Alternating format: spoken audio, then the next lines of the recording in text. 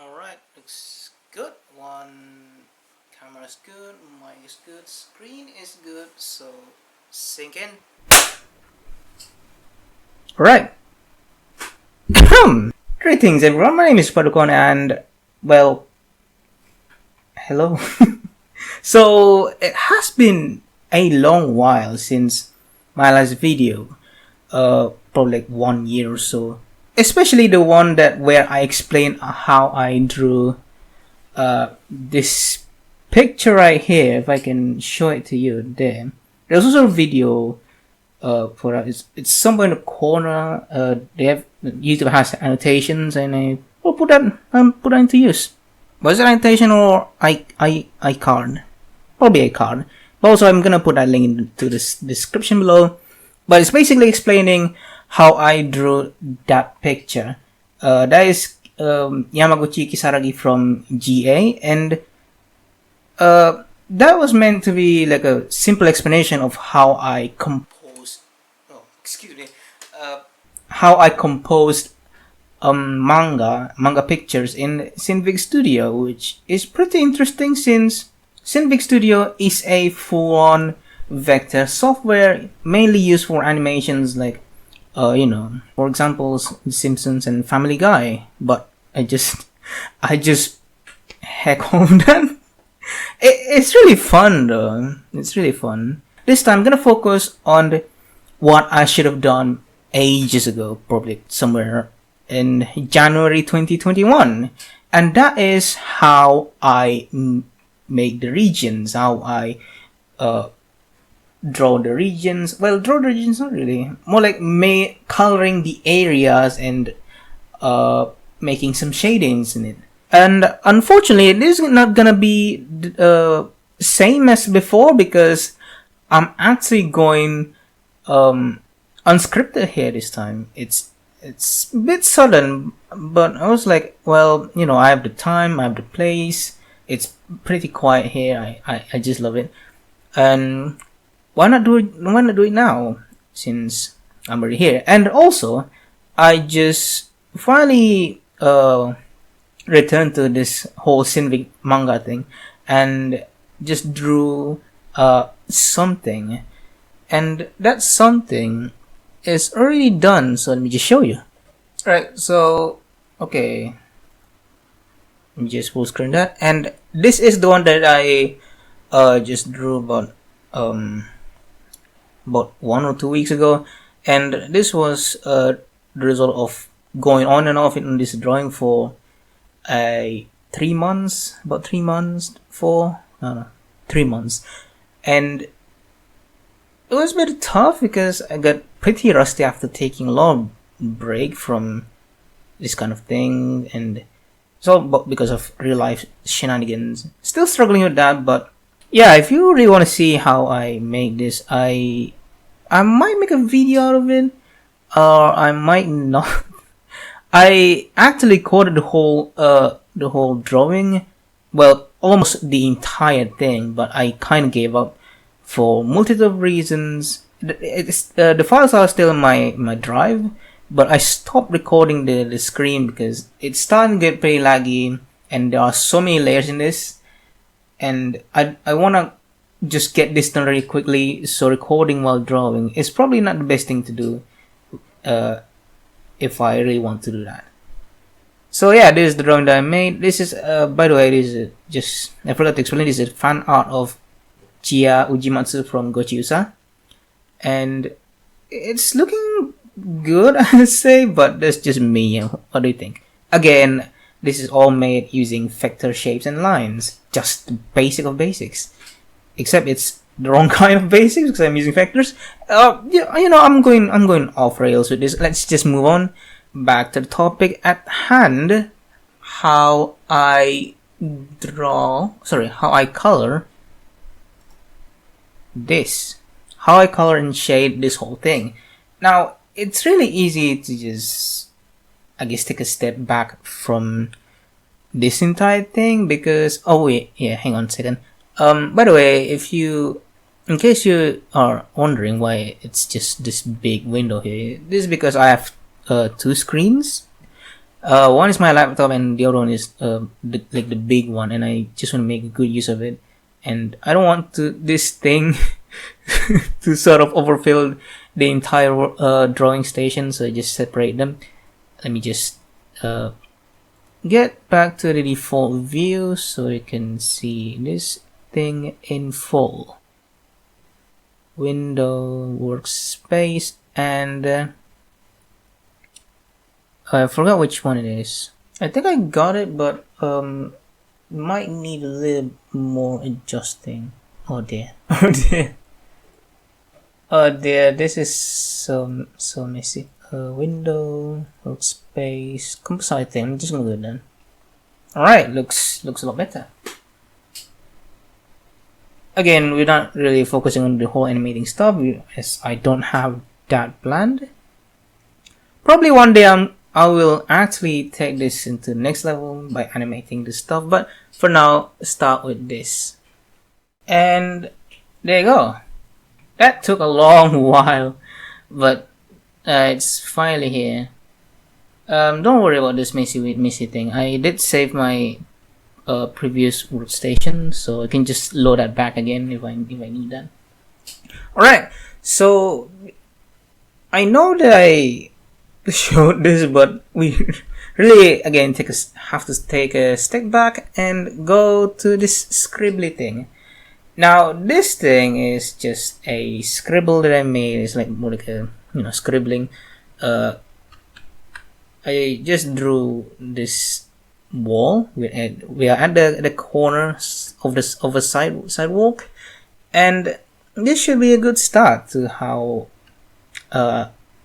to demonstrate the whole coloring. So first of all, if you look at these layers, oh dear. Okay, this icon here.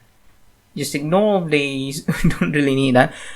If you look at these again, they're currently still all together. This vector tri. I will explain this later. This is not very important, but what's important right now is that we have the outlines, the region. There are two different regions for each of these things. Most of the time they all come together as trees.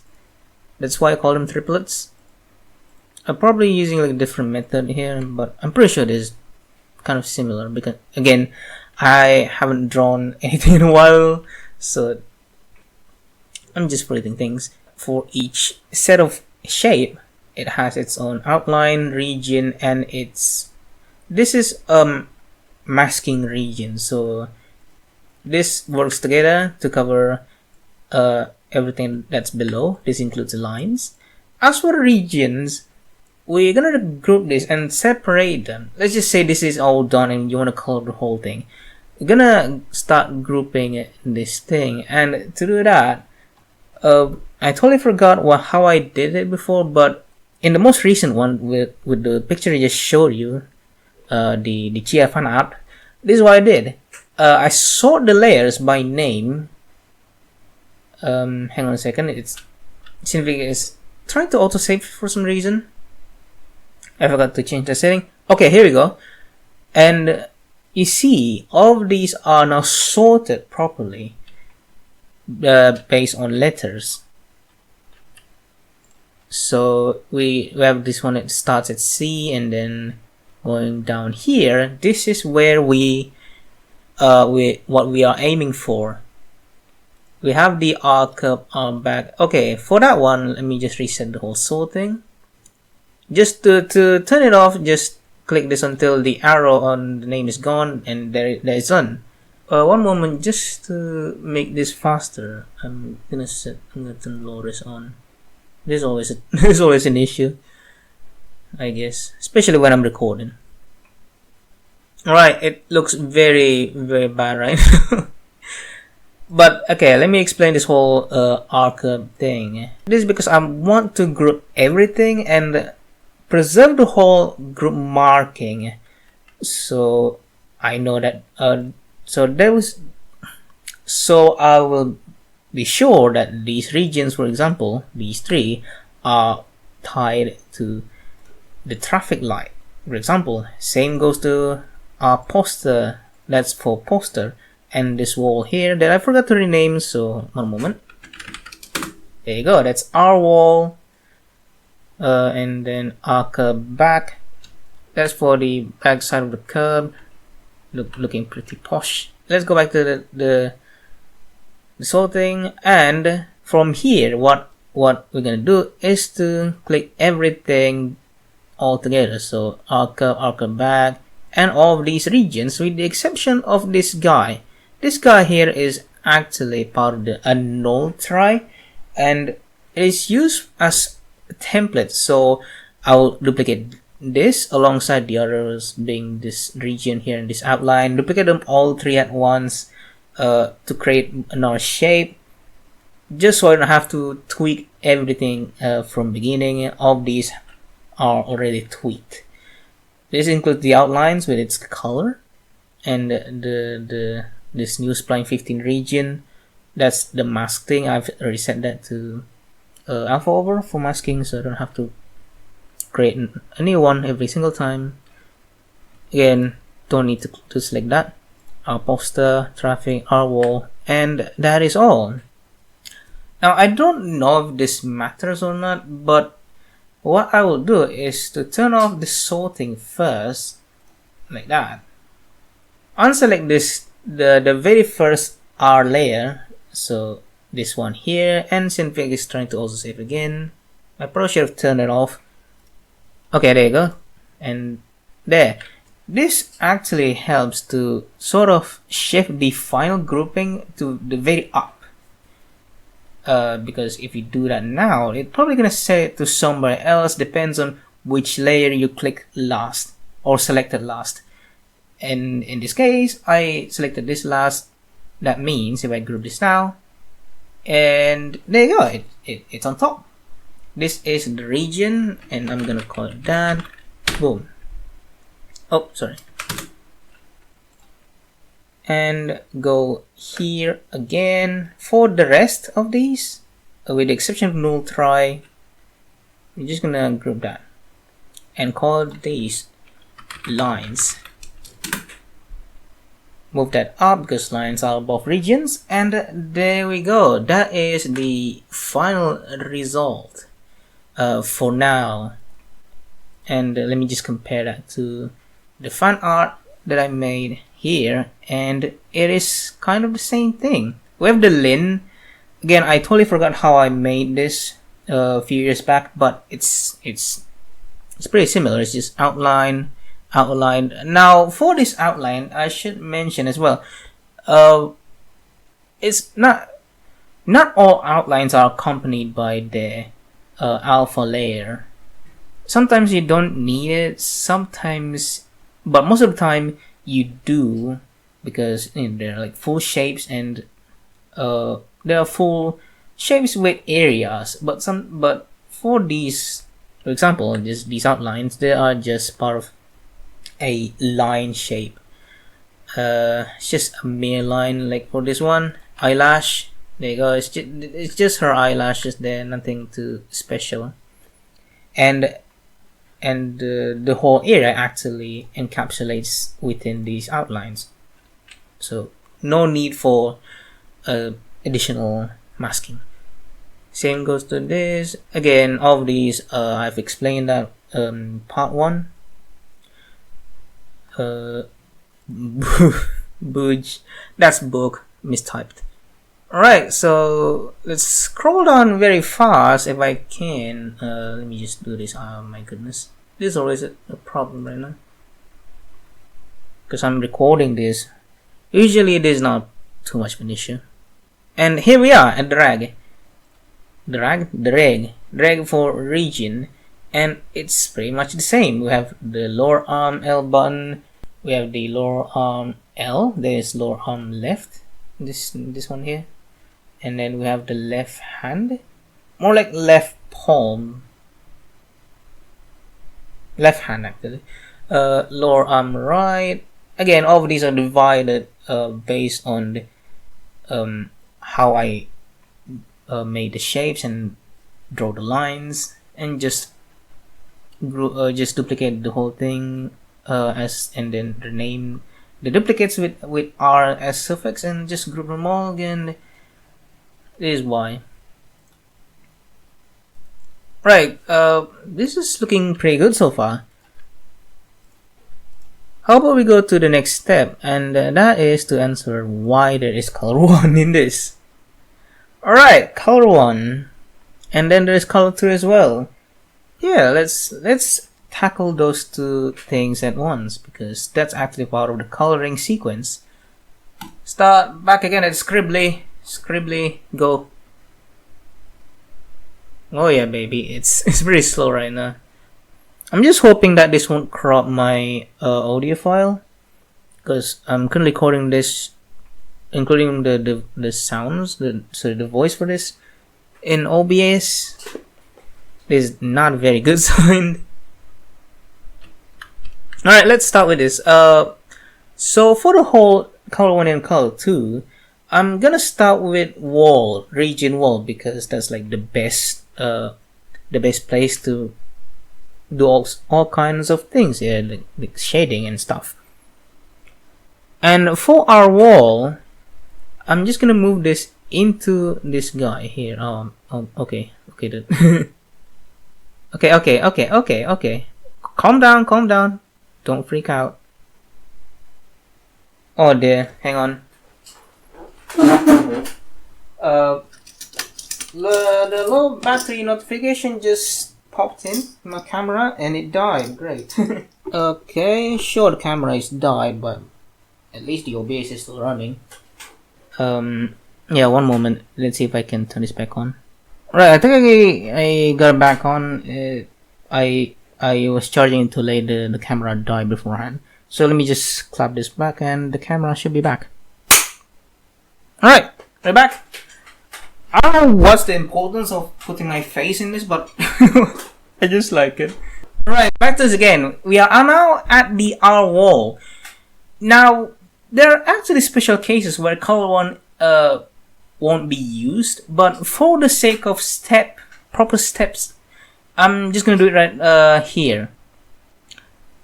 Oh, Synfig is freezing. I guess that's just autosave. So hang on. Alright, I think we're good. I think I can drag this in. So yeah, the first thing to do is to put this region into this R group that I just made before. This is because of the modifications will be restricted inside this area and nowhere else. And that is very important for what we're about to do. Alright, this is looking very good. Now let's duplicate this. And this is very important for the duplication. The layer that you are currently selected is actually origin layer, and the reason this is important because this layer is still linked to this wall here, this wall line and mask. And it's not gonna be very great when you mess up and like, oh, you use this for the coloring layer or any other kind of layer, and then your main layer, your main area that is actually linked to this line here or the mask as well, just lost somewhere else, and you have to start over probably. Most likely it can be fixed by just copying this region, paste it, and then link the whole thing back to this again, but it's better to just stay away from messing up.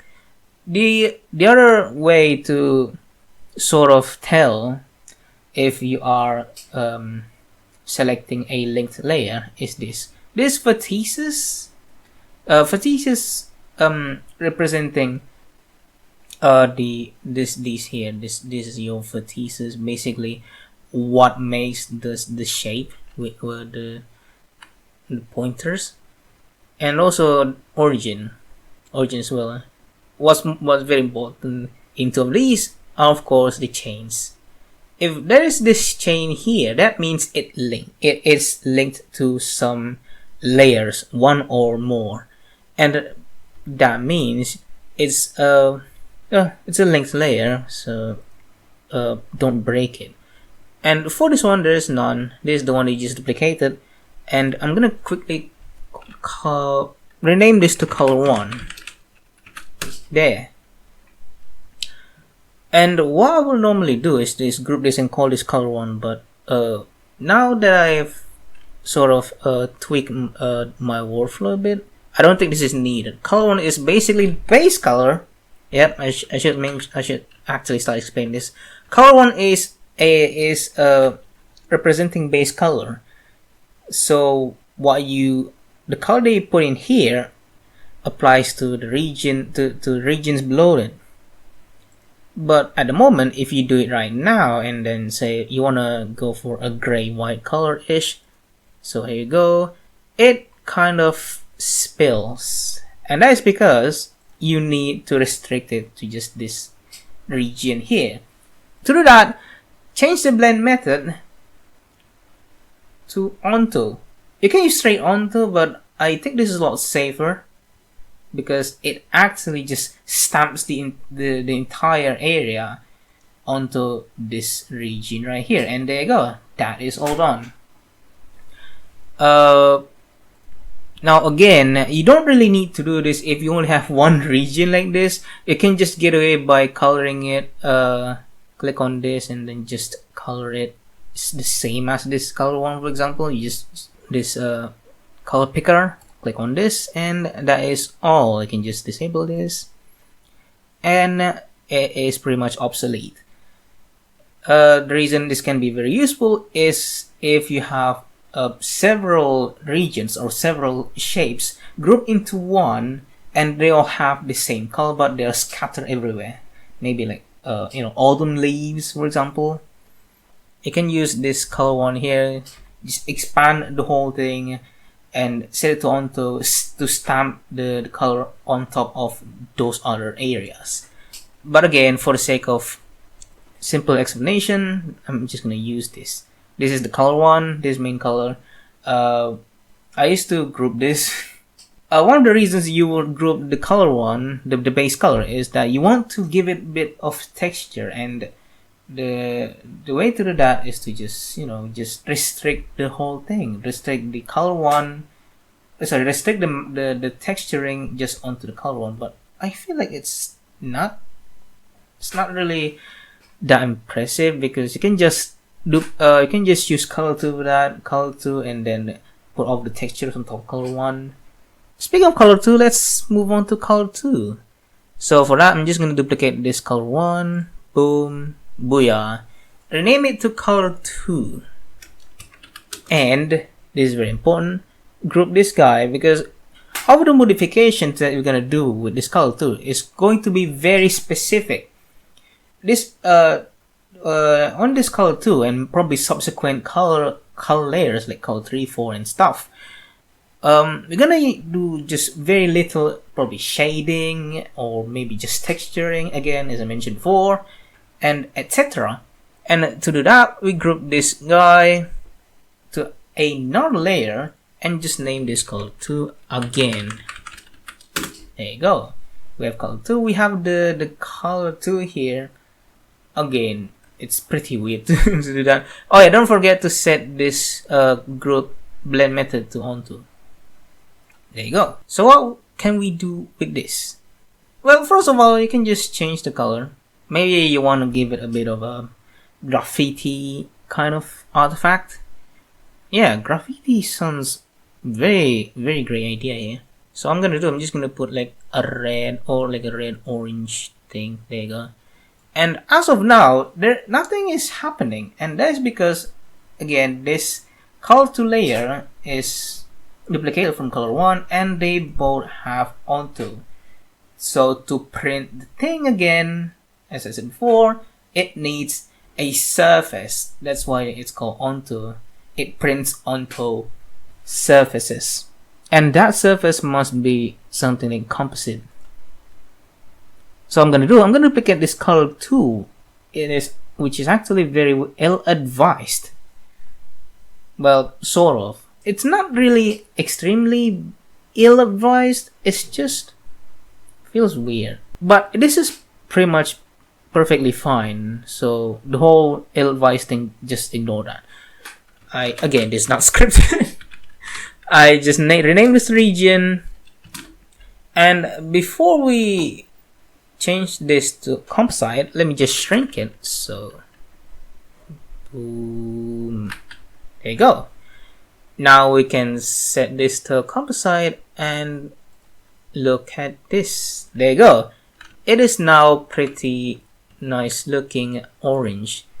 Now, again, let's just say you want to make a graffiti, and this is where you can start unleashing a bit of a creativity in terms of how you want to make this. Maybe you wanna shade it into like a ridiculous kind of shape, or you just want to give it a perfectly acceptable minimum shading, which I sometimes do. But for this one, let's just go a little bit nuts here. Well, not like that. Alright, let me just do a bit of a small shaping here, and I'll be right back. Oh yeah, okay. Before we cut out, there's this thing that probably can be very helpful. So let's say you are accidentally clicking out here, and you want to click back on this thing again. It will take you to color 2 instead, because again, this is what the layer came from, and not the actual shape. In order to get around that issue, what you want to do is to click on this region and color it something very bright and easily spottable. Maybe you want to go for bright yellow, or just simple white like this, and close that, and then you can disable this color 2 for a moment, because once you do that, bam, you can actually see this, and when you click on it, it selects that. Neat. Alright, that's a bit of a hack there. And let me just make a very fancy F before we return once again. Alright, we're back, and I just made myself a fancy F with a bit of a feather, just very slight, 0.03 centimeter. And let's see how it looks like. Boom. Well, yeah, it's not the best F, but I guess that's cool. I mean, let me just turn off this lotus and see how sharp or smooth it is. Yeah, that is actually pretty soft outside there. Again, this like very bare minimum. Yeah, that's actually the basics of this whole region and coloring. Again, just to recap, what you do is create like regions of like this, group the regions and all the R group layers specifically, like a very specific manner, just to keep the whole structure very much the same. Separate the regions and lines, and then from there you can start sorting out the whole region layers. Maybe you pick few, you pick one, you pick all, put them all in the respective layers, depend on which layer, which type of areas they are, or which type of shapes they are. Start with color 1 like this, and then color 2 and stuff like that. Now that's like the very basic of it. It's very bare minimum. You can actually go even beyond, even greater than that. Let's say this F here, for example, or you want to make it a bit of a bubbly effect. You can do that, but it's gonna be extremely complex. You start off by grouping this region maybe, and then you will make some masking layers inside this. Maybe like a circles with very varied amount of feathers, and then use them as masking. Another way to do that is that you can just create another color, maybe like using color 3. So color 3 is like the bubbly, and then 3-1, and then you, for the area below them, use 3-1, for example. It's pretty versatile, and I cannot show you like everything of it. This is pretty much the basics that you need, or at the very least how I do it. Again, I totally forgot that this is not tutorial. This was never a tutorial. It's just how I make these kind of stuff. So that is very much again just the very minimum that I can show you, and that is because Synfig just couldn't handle it. It's getting pretty laggy. But I'm not gonna end it there yet. Let's actually compare this to the fan art that I made. It's currently looking very fuzzy because I'm turning on low res. Not very good quality, but it's better than crashing my entire recording. And let's explore the whole stuff.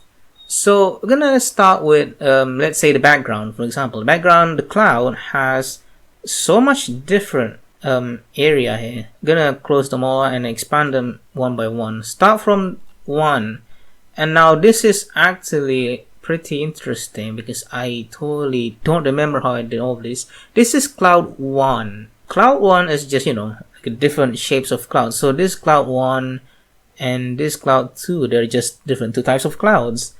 What I probably should have done is to just take these out and just call it cloud 1 and cloud 2 without grouping this into this, because I pretty much learned now that using too many nested groups can slow down Synfig, but also using too many single layers can slow down Synfig. So there has to be a proper balance on when to group layers or when to leave them as singles. Because let's say you just want to keep it like singles and just to preserve the speed, the processing speed, but as a trade-off, it slows your workflow down because you have to look at it very, very specifically. And then you probably just don't want to group the layers because there's only one layer and you want to group it while it does not affect anything else. It's probably not very wise. Alright, let's go back to this again. We have color 2 again. Something that I probably have done in the past then, because this color 2 and these 2 are probably the color ones. They're pretty much white, a little bit fuzzy on the side. As for the color 2 is just this black part here. This is the bottom part of the cloud, for example, and it's pretty dark. I don't really understand anything, but that's how I think of clouds, I guess. Number 2 is again same. It's a cloud, but it's the second one. I think what I did is that I duplicated this guy and then just do that. And this is pretty much just region. It's really just regions, and there is no lines accompanying it. It's a free roaming region, which is something that you can do. You can actually do that. I did the same thing in my most recent drawing, where I have a standalone region for Chia's eyebrows, I think, and it doesn't have any accompanying lines whatsoever. Same goes to the bushes and the blue sky. The blue sky is just a background with different color shades. Here, I actually have done this kind of styling way back then. I have color 1 as singles if there is only one region to use, and then there is color 2. Color 2 is just color 2 again onto this weird shape that I have to use this grouping here. That's because there's this shape the color 2 stamps on, and there's also this thing. These are the mask. So it's composite, sure, but it is they are encapsulated in a group that masks this thing. You see, it's alpha over and goes here, and same apply to this probably. Oh no, this is different. This is onto, there you go, onto these shapes. So it stamps. They all stamped out by this color here. Except that I unchecked the third one for some reason. And same goes to this. You get the idea. Yada yada yada. Same to the bushes. 1, 2, 3. Again, probably should have moved them all out and just called bush 1, bush 2, or bush 3. Not my worst design choice, but still could have done better. I think we're running out of time. How long I've been recording? Let me just check. Oh yeah, 43 minutes. Look at that. Let me just give a bit of a quick overview of what I did here. I have for example, the front here. There's the base color, and these are regions. And there's also this PTC, this patcher. This sort of fills the void that I couldn't fill while making the shapes using outlines. So if I disable this, you can see that it's pretty much broken. But this patch here helps sort of sealing those leaks. Then this color tool, again, it's pretty much self-explanatory. We have the no, this is pretty similar. Yeah, I have the base for the color tool, and then the mask, and yeah, it's all the same. It's all the same here. I don't know why. Okay, I get it. I was about to say, I don't know why I have color 2, color 3, color 4, because they're all different. That's just it. There's also right hand. There's really just the same all around. It's just that color 2, mask, and then base shape. And then same goes here, although this is a little bit different because there's a lot of mask layers. So I just group them all together, encapsulate them into a masking group, and this is the base shape. And I think that is pretty much it, actually. Yeah, there's really nothing else they can explain other than just the pure basic concept of it. So, final recap. What I did on the whole regioning is that I separate the region and the line and masking pairs, and then group them all together, separate that group with the lines, and rename the whole thing to make it easy to differentiate. It's like this, lines and regions. And then for the coloring, I just group I just put the region shape into a group, set the base color, and then for the remaining, it's just up to you. Maybe want to add one more color. To add one more color, just duplicate this color one, then use the top one, set the color 2. For color 2, you probably need to group this color and then into like an onto group, and then start go nuts with how you want to print out those shapes on those different colors. Again, this is just the basic. If you want to experiment, go on. Like, that's like pretty much well recommended. And yeah, that is all I can say. And how about a bit of final words for me? Okay, so that is all that I can explain about regioning. It's regioning, like filling shapes and coloring them. It's really not the most robust that I can give you, but what I did give you is like the basics, the pure concept of it. It's basically just stamp out the colors onto the shapes that you want to color. That is pretty much the premise. The whole initial steps where I separate the whole things and then group things, it pretty much depends on how you want to do it. I personally do that all the time just to keep the regions and the lines linked together. So if I mess up something, I can just move them all around. But for you, if you want to maybe get a little bit more creative, or just want a bit of a quicker way to do it, and well, go ahead, do different steps and then use mine on the coloring. Right, yeah, there is really nothing much left to say about this, and I think I can close this down. If you have any questions regarding this, if you want to see how I will tackle the whole advanced shading and stuff, please let me know in the comments. As for what am I going to make in this channel next, I'm not sure. I having a lot of trouble when it comes to motivation and ideas and executions of them both, but maybe I will try my best to not take it too seriously, just use this hobby stuff. Probably I can make like 1 or 2 drawing videos, and as I said before, that Kisa-chan Fan-Art that I just showed you for, I do have some videos on it, like live drawing sort of, although I kind of gave up. If you still want to see it, also please let me know. So that is all for today's video. Hopefully this this ends the series sort of in a much of a nicer note. And yeah, thanks for watching, cheers and love, and I'll see you again next time. Bye bye.